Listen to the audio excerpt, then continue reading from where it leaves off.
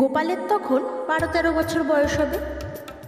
একবার পাশের গ্রাম থেকে এক ধামা খই নিয়ে গোপাল নিজের গ্রামে ফিরছিল। হঠাৎ এমন বাতাস বইল যে কিছু খই উড়ে গেল।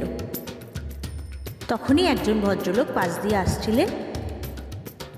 আস্তে আস্তে শুনলেন গোপাল বলল, ওং খই গোবিন্দায় নমঃ, ওং খই গোবিন্দায় নমঃ। তখন ভদ্রলোকটি গোপালকে দেখে বলল, বাবা, নদীর এপারে পুতলে ওই পারে গিয়ে তুমি গজিয়ে উঠবে, দারুণ বুদ্ধি তোমার। গোপাল তখন মুচকি হেসে বলল, আসলে গোবিন্দকে তো কেউ আমরা ধামা খই পুজোতে দিই না, তো উনি বাতাস বইয়ে সেই খই উড়িয়ে নিজের সেবা গ্রহণ করেন।